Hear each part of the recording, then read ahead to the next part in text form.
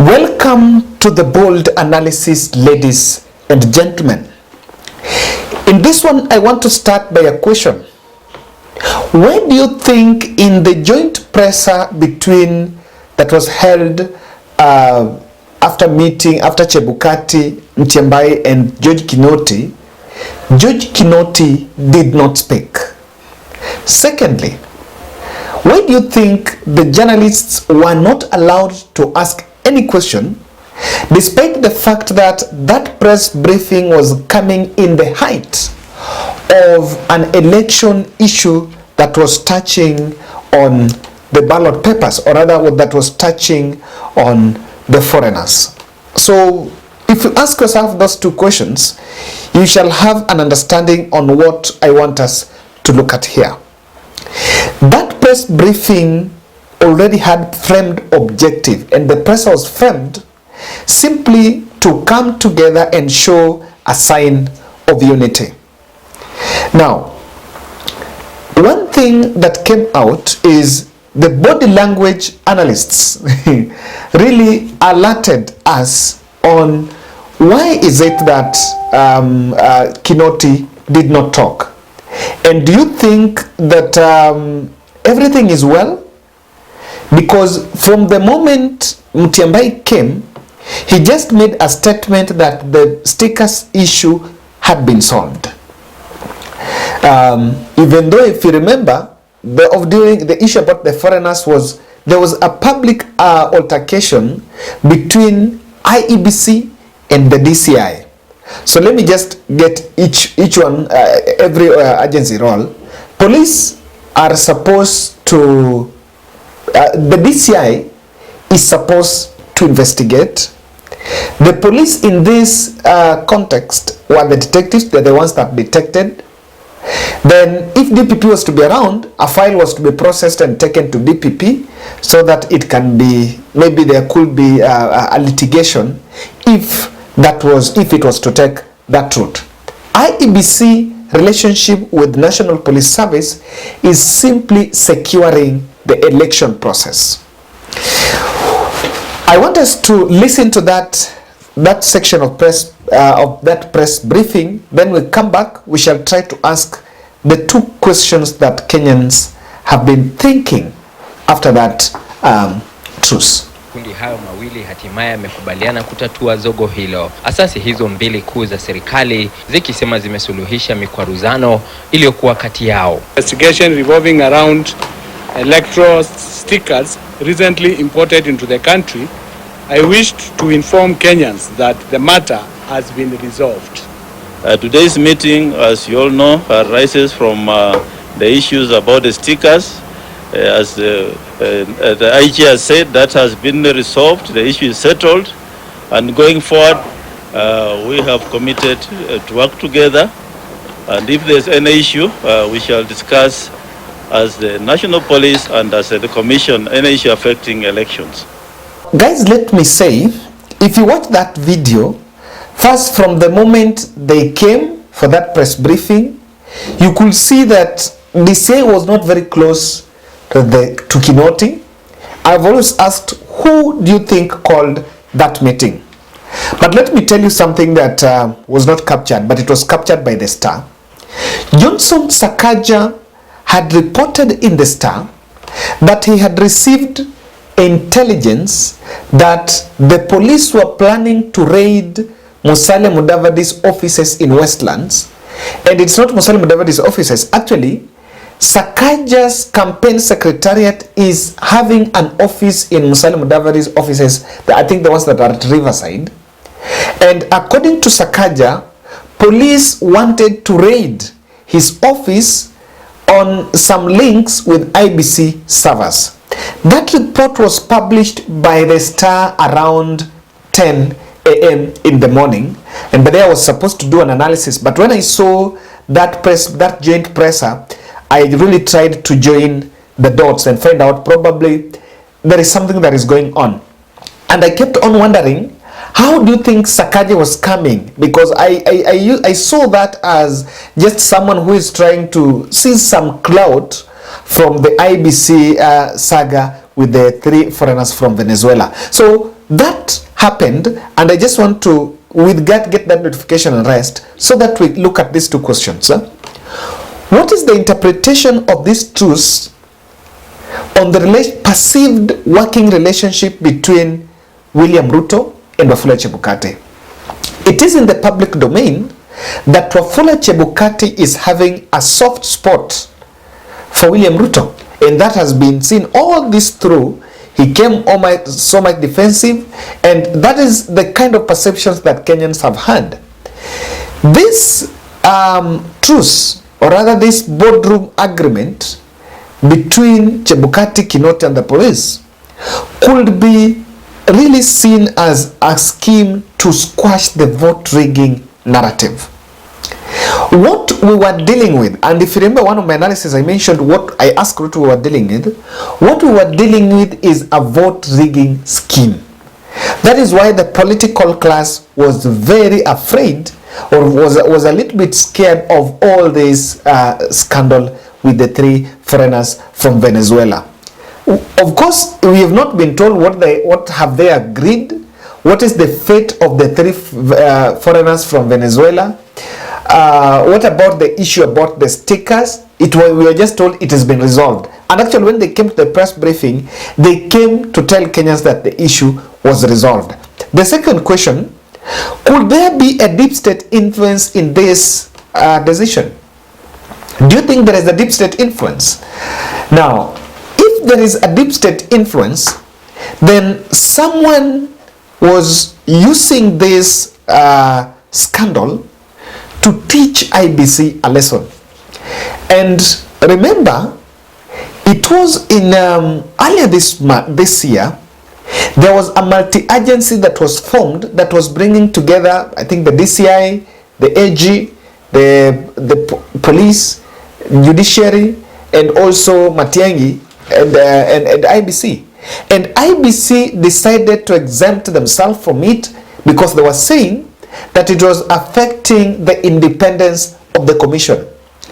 I want to see the deep state might have used this opportunity to send a message to the commission that while it's working in independence, while it is independent in its operations, but it is dependent on the other agencies. So perhaps it was used tactically to bring back IEBC to the board. Number one, it can, someone might explain to the commission, or rather to Wafula Chebukati, that in the wake of this scandal, the Kenyans or government do not trust the secrecy of operations at the commission. And of course now the other agencies would want to work close with the commission so that they make sure that the election is free and fair. Secondly, the deep state can still go to make a security pitch to the commission and say that we want to work with you because the role of the NPS is just security. We want to work with you closely so that we make sure that this election is secured, because that will be in the interest of security of the nation, or rather stability of the nation. So that is my interpretation of the two questions on deep state hand and William Ruto's stake in that. But then, what do you think we are dealing with? I want to try to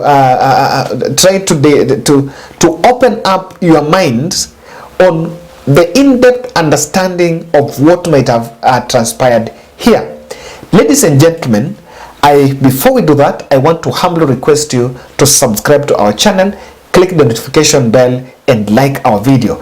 I want to continue saying thank you to those of us that are reaching out to support the Support for Sarah project. I need still continue to remind you that one of our subscribers here reached out. She's in Kenyatta Hospital. She was diagnosed of acute leukemia, but she has gone through the chemo and all the sessions. She is really doing well, but cannot still be released because of a medical bill that inflated to the tune of 1 million. So we came up with a challenge of each one of us here to contribute 50 bob, at least 50 shillings. Then at least 50 shillings, if 20,000 of us can do that, we've given ourselves the 3 weeks within 3 weeks, we'll be in a position to make sure that Sarah is out, and that will be a celebration of a milestone. Personally, I can tell you that as a human being, I have a lot of things that I'm doing, but this will be one of the most special thing that I'll say I've accomplished in this channel. Team Bold, let's make that happen. My number is 0710 62 78 89, and you can also reach out to Sarah directly. Her number is 0716 357 360. IEBC might have called that boardroom meeting with the police and specifically part of their crisis management. Whether the issue has been solved there or not, but they needed the optics. If you do a critical observation and follow that press briefing, it is an open secret that there are some emerging cracks between DCI and the police. And that might have facilitated that boardroom meeting, because there is an element of divide and rule. To make us understand, let's just go back to Thursday last week. When the story came out, there was a press release from the DCI, and when the commission also gave a press release, the commission, or rather Wafula Chebukati-led commission, responded to the DCI. There was more of the response to the DCI than the NPS. So if there was supposed to be a truce, it would actually, the person that would have done that is DCI. But then they have been treated, and I read I think the news, some of the websites which were reporting that story was saying that the mediator of that meeting was the police.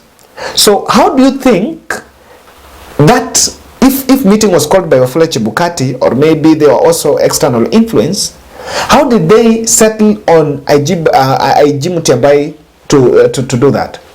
Probably, and I can't be wrong, that I see Chebukati got a soft access to the IG Mutyambai, and from there maybe Mutyambai reached out to DCI, and that is how that meeting was called. And that is what brought that meeting to order. So Chebukati might have realized that already there are cracks, because if you follow keenly, you will realize that recently there have been, if you read Kenyan newspapers, there have been that push and pull between DPP and DCI on who has powers, and there have been different positions, altercations that is coming out. That might have played out. And one thing that I also want to bring to attention is this. The Wafula Chebukati Commission faulted, and William Ruto team faulted the manner in which DCI released dossiers to the media. The story that was published on Saturday in the morning was published by, I think it was the Standard, and it is believed that, of course, there were night calls to the journalists for the stories to be released, and those dossiers is what brought the explosive. That is what exploded the story. That's what rather exploded the scandal. That did not sit comfortable with the Wafula Chebukati, and most probably this is something that played out. The other thing I want to see here is this.